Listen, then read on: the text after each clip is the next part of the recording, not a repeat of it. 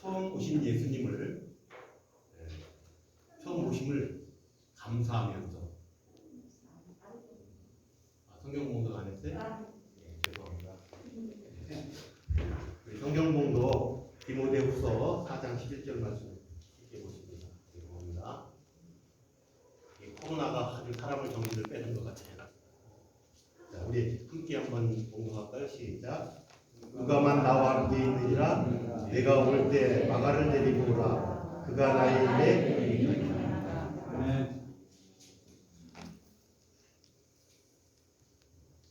예수님이 처음 이 땅에 오신 것, 이제 우리를 그걸 기념하는 일이 크리스마스죠. 그 오심을 우리가 기뻐하며 즐거워하며, 그리고 예수님이 다시 온다고 하셨는데 그 재림을 준비하면서 드리는 절기가 대강절이에요. 그래서 우리가 이미 오신, 이 세상에 오신 예수님을 기뻐하며 감사도 해야 되지만 다시 오실 예수님에 대한 기다림도 있어야 됩니다. 근데 저는 이 대강절이 시작되면 무슨 마음이 드냐면, 이제 연말이 다 되었구나 하는 생각을 함께 합니다. 연말이 되었구나. 그러면서 1년을 이제 남은 한 달 동안 잘 마무리해야 되겠다. 오늘 광고 시간에 얘기 드린 것처럼 한 달 동안 기도하면서 2020년도를 잘 마무리해야 되겠다 하는 생각을 하게 됩니다. 그러면서 우리가 항상 시간을 지나면서 아쉬움이 남습니다. 2020년도 우리가 처음에 새로 시작할 때, 희망차게 시작할 때, 소망을 가지고 시작할 때 무언가 좀 새롭게 우리의 삶 속에서 역사하기를 바랬지만 지나고 나면 또 아쉬움이 남는 게 우리의 인생살인 것 같아요. 여러분은 금년 1년 살아오시면서 어떠셨습니까? 그래서 괜히 대강절만 되면 저는 마음이 조금 센티멘탈해진다고 하나요? 좀 예민해지고 조금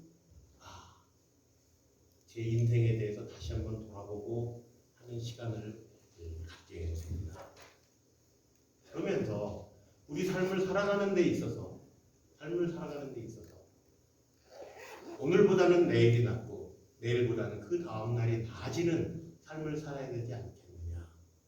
물론 이런 말씀은 여러 번 드렸습니다. 그렇죠? 성화 과정을 말씀을 드렸어요. 우리가 주님을 받아들이고 영생을 얻은 후에 우리 삶이 날마다 성화되어 가야 된다는 이런 말씀을 드렸습니다. 그래서 또 중복되는 말인 것 같지만 연말이 되니까 다시 그 생각을 하게 되는 것입니다. 오늘은 마가라는 사람을 살펴보면서 우리 삶 속에 어떤 교훈이 있는지 한번 살펴보러 갑니다. 마가. 여러분 마가에 대해서 잘 아시나요? 마가 하면 여러분들 머릿속에 제일 먼저 떠오르는 게 무엇인가요? 마가복음. 마가복음이 성경을 시작하는 두 번째 책이죠. 마태, 마가, 누가, 요한. 그렇죠? 두 번째 책이라 복음서 중에서 두 번째로 쓰여졌다고 생각하기 쉽지만 그렇지 않고 사실 복음서 중에서는 제일 먼저 쓰여진 게 마가복음. 마가복음이 쓰여진 다음에 마태복음이 쓰여졌고요. 그 다음에 누가복음이 쓰여졌고 그 다음에 요한복음이 쓰여졌어요. 물론 그 이전에 바울의 서신서가 그 이전에 또 써지게 됩니다. 그래서 이 성경은 순서대로 써진 건 아니에요. 어떻게 보면 복음서에 맨 처음 시작한 복음서예요. 그 복음서를 쓴 마가예요. 근데 이 마가라는 분이 누구냐면, 그래서 마가복음을 베드로복음이라는 표현을 쓰기도 합니다. 왜냐하면 베드로가 마가를 아들처럼 아꼈어요. 그래서 베드로를 상당히 많이 따라다니면서 베드로가 직접 쓸 수 없으니까 베드로가 한 말들을 마가가 정리해서 복음서로 쓴 게 마가복음이에요. 그러니까 많은 신학자들이 베드로 복음이다 이렇게 말할 수 있을 정도로 베드로의 영향을 많이 받아서 마가라는 마가복음을 쓰게 된 거예요. 마가는. 근데 이 마가가 우리가 볼 때 상당히 그 초대교회에서 중요한 위치에 있는 사람이니까 굉장히 훌륭했던 사람이지 않겠나 하는 생각을 하게 됩니다. 오늘도 본문을 보니까 뭐라고 되어 있어요? 마가를 데리고 와라. 그가 나의 일에 유익하다. 이건 사도 바울이 이제 거의 죽음을 앞두고 이제 얼마 안 남고 죽음을 얼마 안 남고 이제 사형을 당한 게 바로 전이에요. 그러면서 베드로에게 편지를 쓰면서 이야기합니다. 여러 가지 부탁을 많이 하지만 마가를 좀 데리고 와줄 수 없겠냐. 이제 내 곁에는 누가밖에 없고 다들 떠났는데 그 마가가 나한테 유익하다. 나한테 상당히 유익하겠다. 하고 마가를 데리고 오라고 합니다. 이 성경을 보면 이 성경을 봐도 마가는 상당히 좋은 영향력을 끼치고 신앙생활을 잘했던 사람이 아닌가 이렇게 생각되기가 쉽습니다. 근데 사도행전을 보면 그렇지 않다는 거예요. 마가가 처음부터 신앙생활을 잘하지 않았어요. 마가 때문에 오늘 편지를 쓴 사도 바울과 초대교회에 아주 영향력이 있던 바나바가 싸우게 되는 싸움의 원초적인 그 문제점을 제공한 당사자이기도 하는 거예요. 그런 마가가 변한 거예요. 변해서 지금은 이제 마가복음도 기록하고 사도 바울에게 그 마가가 싫어서 사도 바울이 사실 바나바하고 싸웠거든요. 그 얘기는 조금 더 자세하게 말씀을 드릴게요. 그랬던 마가르가 이제 다시 유익하다고 데려왔으면 좋겠다고 할 정도로 마가가 이제 성숙한 사람이 된 거예요. 마가를 한번 다시 돌아보죠. 마가는 예수님 제자들보다는 좀 어린 사람입니다. 예수님 때는 예수님을 직접 따라다녔던 제자는 아니고요.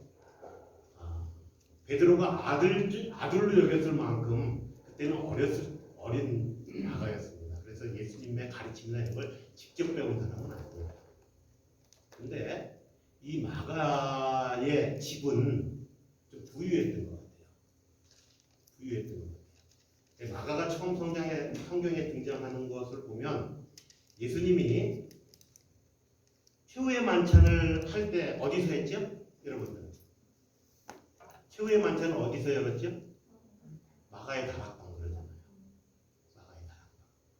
그러니까 예수님이 최후의 만찬을 벌일 만큼 그 다락방이 아주 컸다는 거죠. 좋았다는 거죠. 좀 저택에 살았다고 신학자들이 보고 있습니다.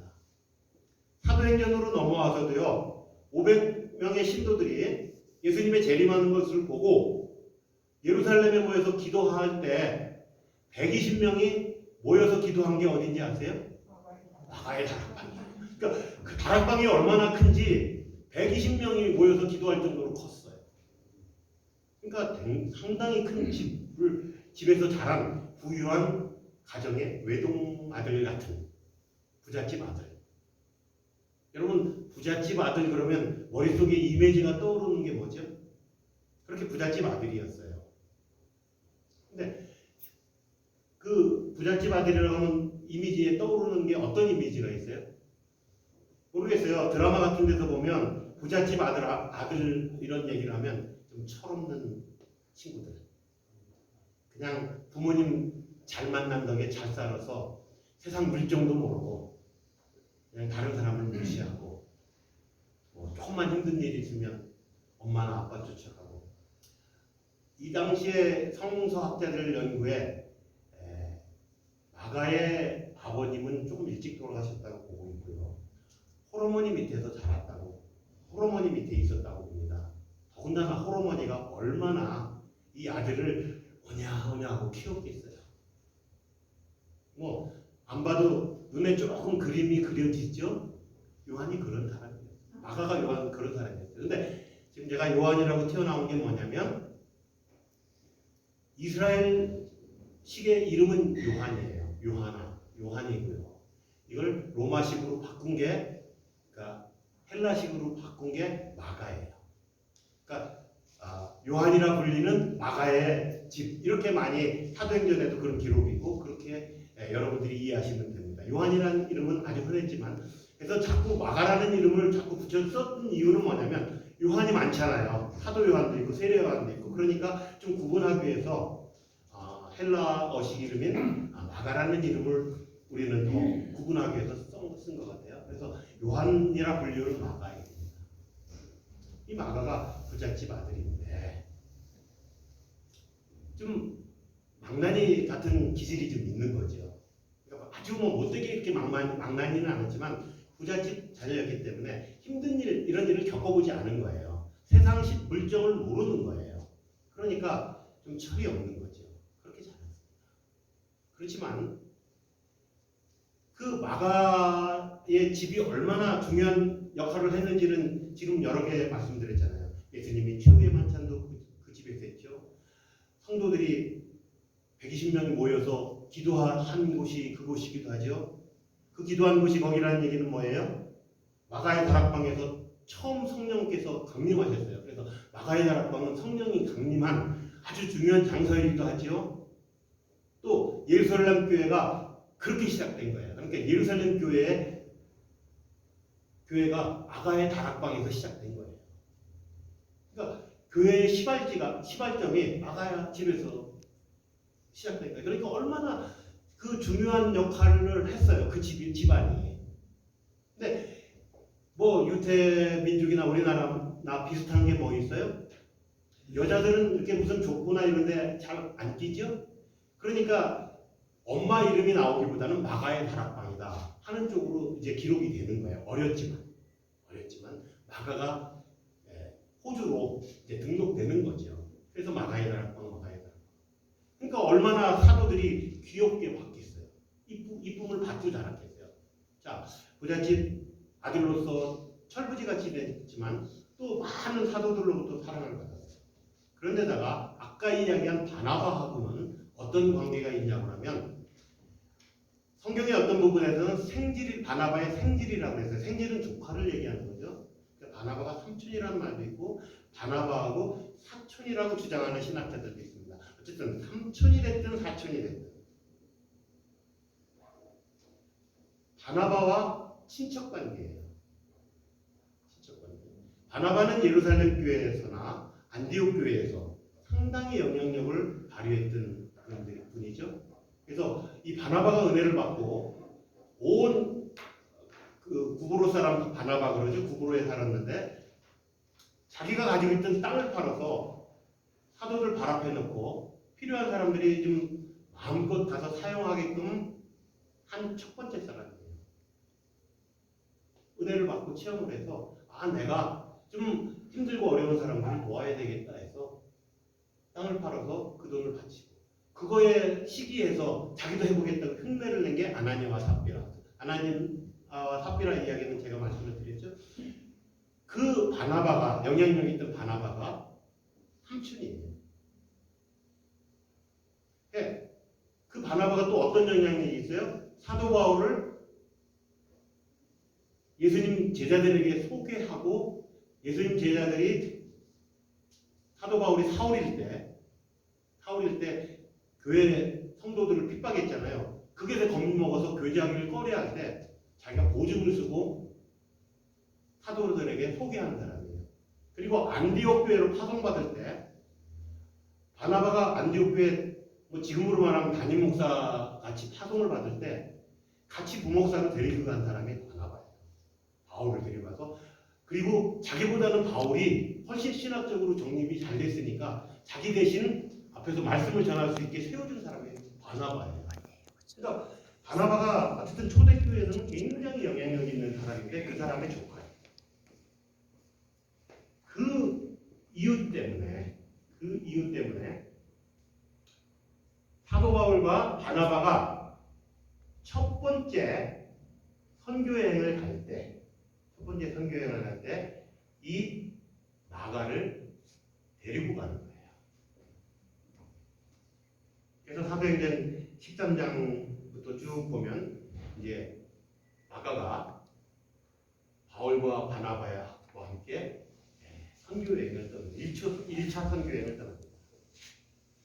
그래서 구브로로 시작해서 이렇게 이제 바나바의 고향 구브로부터 시작해서 다시 본토로 넘어와서 이렇게 선교를 하는데, 구브로 같은 데 가서는 대접을 잘 받았겠죠.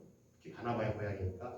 근데 선교 여행이 그렇게 쉽지만은 않은 것을 여러분들이 잘 아시는 거예요. 선교지가 그렇게 호락호락하지 않잖아요. 그래서 지금 그 선교지를 가는데 험난한 지형을 가게 되고, 한참 여름철이라 그 더위가 어마어마하고, 그리고 전염병이 많이 창궐할 때 선교 여행을 계속하게 되는데, 여러분 어떻겠어요? 그렇게 힘든 여행을 부잣집 아드님이 잘 견딜 수 있을까요? 없을까요? 잘 견딜 수 없었던 거예요. 그러니까 난 못하겠네. 나는 예루살렘으로 돌아갈 거야. 라고 그냥 내빼버린 거예요. 내뺐다 소리가 이럴 때는 맞는 것 같아요. 내빼버렸어요. 그러니까 사도 바울이 보기에는 이게 철만 없는 줄 알았는데 이게 책임감도 없네요. 그렇죠? 철도 없고 책임감도 없고.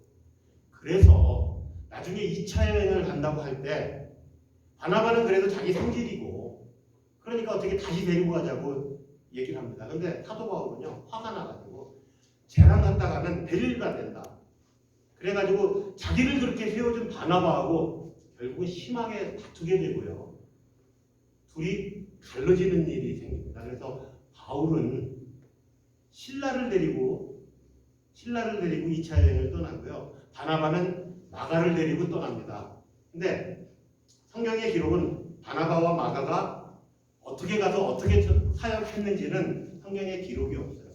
바울과 신라는 2차 여행 기록이 사도행전에 잘 남아있어서 우리가 잘 아는데, 그렇게 크게 싸움의 근원이 되고 흩어져 갔다가 어떤 일이 일어난지는 모르지만, 그러면 우리가 분명히 알 수 있는 건 뭐예요? 사도 바울 마음속에는 마가는 철도 없고 책임감도 없고 좀 그런 대망난이까지는 아니지만 그런 취급을 했던 거예요.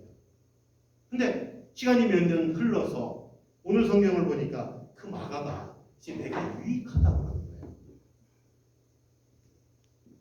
마가가 안 변했는데 유익하다고 했을까요? 아니면 그 사이에 마가가 변했을까요? 변했으니까. 변한 거죠. 그래서 나중에 이 기록이 있고 난 다음에 마가복음을 썼는지, 마가복음이 나중에 쓰여졌는지 먼저 쓰여졌는지 그 시대 구분이 좀 애매하긴 하지만 비슷한 시기에 마가복음도 쓰게 된 거예요. 시간적으로 봐서 비슷한 시기예요. 그러면 이제 마가가 많이 성숙해지고 변했다는 걸 우리가 알 수 있습니다. 이 말씀을 통해서 저와 여러분들이 은혜 받기를 원하는 것은 무엇이냐면, 우리 삶 속에 누구고 후회가 되는 일이 있을 수 있고 남들에게 손가락질을 당할 수 있는 일도 경험했을 거고 본인이 행했을 거라고 저는 생각을 해요. 그렇지 않은 사람은 없죠. 왜요? 인간은 부족하기 때문에 우리가 완벽하게 사는 사람은 없습니다. 실수를 하죠. 잘못도 하죠. 근데 중요한 건 뭐라고 생각하냐면요. 저는 중요한 건 뭐냐면, 그 잘못을 통해서 무언가 배우고 무언가 깨닫고, 그리고 그 잘못을 발판으로 해서 우리가 날마다 더 성숙해진다 그러면 그 잘못했던 거나 우리에게 힘들었던 일들이 오히려 도움이 된다는 거죠. 도움이 된다는 거예요. 지난주에도 말씀드렸지만 뭐예요? 하나님을 사랑하는 자, 곧 그 뜻대로 부르심을 입은 자들에게는 모든 일이 합력하여, 모든 일이라는 건 우리에게 좋았던 일, 우리가 실수했던 일, 우리에게 기뻤던 일, 모든 게 다 포함되는 거예요. 그 모든 일이 합력하여 선을 이룬다. 선을 이룬다 하는 그 말씀이 중요한 말씀이잖아요. 저는 그런 역사가 저와 여러분들 삶 속에 있었으면 좋겠고요. 아멘. 그리고 연말을 맞이해서 특히 이 말씀을 여러분들에게 전하는 것은 뭐냐면 금년 1년을 돌아보자는 거예요. 우리에게 어떤 일이 있었나? 힘든 일도 있었죠. 이 코로나 때문에 아마 손실을 많이 본 분들도 있을 거예요. 물론 이런 기회를 통해서 또 재미를 봤다고 해야 될까요? 이렇게 돈도 버신 분들도 없지 않아 있다고 하는데 그런 분들은 되게 소수예요. 대부분 사람들이 힘들었습니다. 그럼 이런 힘든 경험이 나에게 어떤 영향력을 주느냐? 내가 실망이 되고 낭망이 되고 그래서 좀 포기하고 잡고 자기하고 하는 쪽으로 갔느냐는 거예요. 아니면 이게 하나님의 음성으로서 무언가 하나님이 나에게 의도하시고 뜻하시는 게 무엇인지를 자꾸 생각하면서 다시 한 번 더 나가게 됐느냐는 거예요. 저는 후자 좀 더 여러분들이 성숙해지고 성장해 나가는 그런 계기가 됐으면 하는 바람입니다.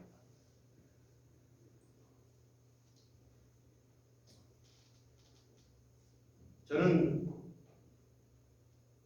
제자 훈련을 사역반까지 마친 사람이에요.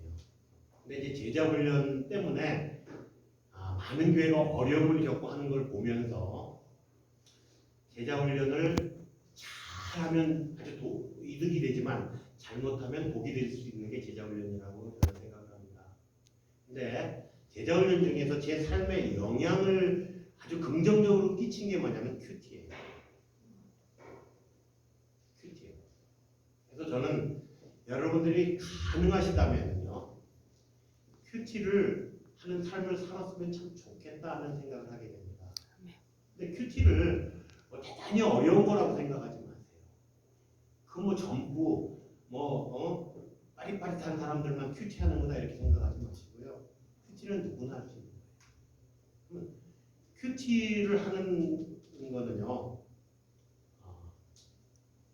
보통 명상 쪽으로 많이 큐티를 끌고 가시는 분들이 있는데 세상에서 하는 명상과 큐티는 조금 다릅니다. 밖에서 하는 명상은 그냥 막연하게 우리 생각을 좀 비우고 우리 생각을 불교에서 많이 그 말을 하죠. 안에 있는 걸 다 끄집어내서 버리고 빈 채로 놔두면서 뭔가를 얻어보려고 하는 게 명상이라고 하면, 우리 기독교에서 큐티는 막연한 게 아니고 하나님의 말씀이에요. 그래서 하나님의 말씀을 하루에 막 몇십 장씩 많이 읽는 것도 중요하지만 나에게 마음에 와닿는 구절 한 구절이라도 우리가 붙들고 그 말씀을 깊이 생각하는 게 중요하다는 말씀을 바로 이 큐티 때문에 해요. 깊이 묵상하면서 그 말씀에서 내가 내 실생활에서 그냥 막연하게 머릿속으로가 아니고, 근데 많은 사람들이 머릿속으로 끝내요. 그래서 큐티의 문제점이 생기는 거예요. 큐티를 머릿속으로만 하면요, 내가 이렇게 해야지 하고 그냥 생각만 하고, 그렇게 생각하면 내가 그런 사람이 된 줄 알아요. 예를 들어서 하나님 말씀이 너희는 이웃을 사랑하라, 큐티를 하면서 이웃을 사랑하라, 그럼 내가 이웃을 사랑해야 되겠다 하고 이제 큐티 노트에 많이 적었다 그래봐요. 꼭 큐티 노트에 적을 필요는 없지만 여기 적었다 그래봐요. 그러면 본인은 사랑하지도 않으면서 나는 큐티를 했고 큐티 말씀 중에 사랑하라고 해서 내가 사랑하기로 결정했고, 그러니까 나는 사랑한 거야, 이렇게 하면 안 돼. 그건 좋은 큐티가 아니에요. 그러면 예를 들어서 큐티를 하는데 이웃 사랑을 했는데 이웃? 그럼 내 이웃은 누굴까? 내가 맨 먼저 사랑할 사람은 누굴까? 그래서 내가 좀 의외했던 사람, 이런 사람들이 떠오르면 그 사람을 사랑해야 되겠다. 어떻게 사랑할까? 구체적으로 그 사랑을 어떻게 전달할까? 그냥 마음속으로 내가 너 사랑해, 그럼 전달이 안 된 거잖아요. 사랑했는지 어떻게 알아요? 그 사랑을 어떻게 전달하고 어떻게 표현하고 할까 하는 것들을 적어보고 실제 실행하는 게 저는 큐티의 결실이라고 생각합니다.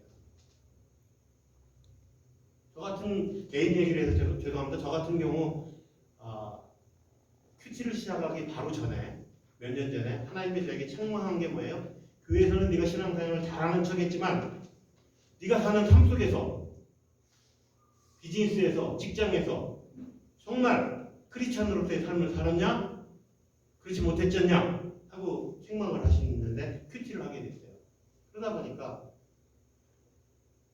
건축 일을 하니까 노가다판에서 막 욕설이 나고 막 그런 데서 큐티를 하게 되면서 그 욕하는 사람들과 같이 욕하지 않고 어떻게 하면 그 사람들에게 좀 그리스도의 사람으로서 조금이나마 그 그리스도의 향기를 나타내 볼까. 그래서 오늘은 이렇게 해야지.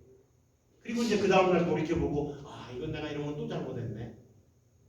그러면 또 잘못했어도 낙심하지 않고 그 다음에는 또 다르게 해봐야지. 그렇게 날마다 조금씩 이렇게 바뀌어보려고 애를 썼던 모습 때문에 그나마 요만큼의 모습이 돼서 이 자리에 설 수 있는 데까지 하나님이 인도해 주시지 않았나 이렇게 생각하고. 물론 지금이라고 해서 제가 허물이 없는 사람입니까? 그렇진 않죠. 그럼에도 불구하고 소망이 있는 건 뭐예요? 오늘보다는 하나님이 내일 더 성장시켜 주실 거라고. 근데 그냥 성장이 되나요? 저는 그렇지 않다고 생각해요. 사람이 그냥 사는 습관대로 살면요, 그냥 우리의 타고난 본성이 그냥 나오게 돼 있어요.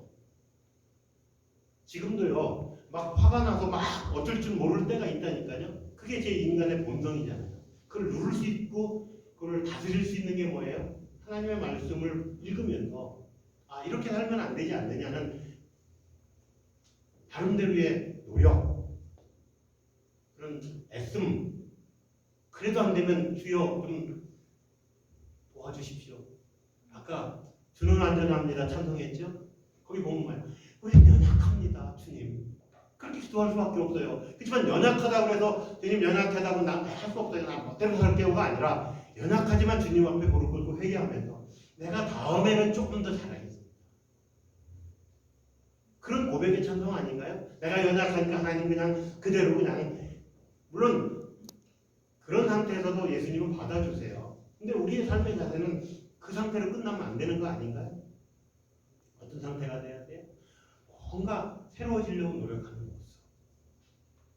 그 모습이 저는 성장하는 모습이고요. 그런 성장하는 모습으로 살았던 마가는 분쟁의 원인이 되고 불씨가 되었지만 나중에는 어떻게 돼요? 많은 사람들에게 유익한 사람이 되고 맨 처음 복음서를 기록한 저자가 되고 아주 의미 있는 삶을 사는 성공한 성숙한 신앙이 되었던 것을 우리가 살펴봅니다. 아멘. 저와 여러분이 연말을 맞았습니다. 금년 1년을 기도하시면서 한번 살펴보시기 바랍니다. 우리의 부족함은 주님 앞에 회개하십시다. 그리고 회개하는 걸로 끝나지 말고 회개는요 정확한 의미는 내가 잘못했습니다 뉘우치는 것만 회개가 아니고요 그 일이 있은 후에 분명하게 돌아서서 그 잘못을 다시 저지르지 않겠다고 돌아서는 게 회개라고 했어요. 돌아서는 일까지 돌아서서 어떻게 해요? 이제는 성숙하고 좀 더 바뀌는 모습. 그래서 저 사람 옛날에는 안 그랬었는데 다들 손가락질 했던 사람이 저 사람 예수 믿고 나왔더니 뭔가 변했구나. 정말 예수님의 기적은 바로 그런 거다 하는 증거가 되는 삶이 저와 여러분 삶 속에 있기를 바랍니다. 아멘. 예수님이 기적을 많이 행했지만요 제일 큰 기적은요 사람을 바꿔놓으신 기적이 제일 큰 기적이라고 해요. 우리는 풍랑을 잠재우고 병든 자를 일으키고 그게 굉장한 기적으로 보지만요 하나님이니까 당연히 그 일을 하실 수 있지만요 사람의 마음을 바꿔놓고 좀 못된 사람을 새 사람으로 만들고 하는 그 일은 그 일이야말로 정말 기적이라고 하는데요. 왜냐하면 사람은 웬만해서 바뀌지 않아요. 저와 여러분이 바뀌기 힘든 존재예요. 근데 예수님 때문에 예수님으로 말미암아 변화받고 정말 모든 사람에게 유익이 되고 많은 사람들에게 칭찬받는 저와 여러분이 되시길 축원합니다. 아멘. 기도하겠습니다. 사랑의 아버지 하나님, 저희들은 정말 연약하고 힘이 없습니다.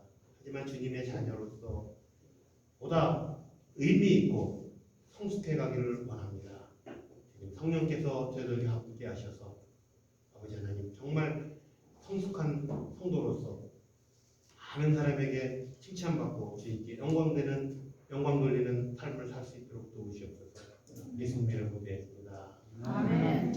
우리 549장 공부도 일어서서 부르겠습니다. 불쌍하신 분 앉아 계실 때고요. 그리고 축도를 마치도록 하겠습니다. 549장.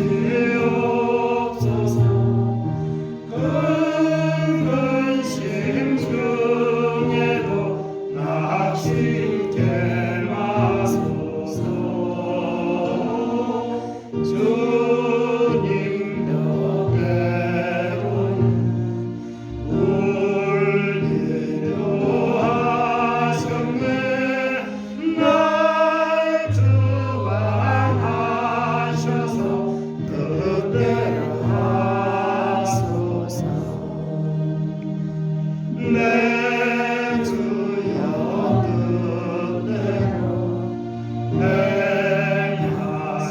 행하시옵소서.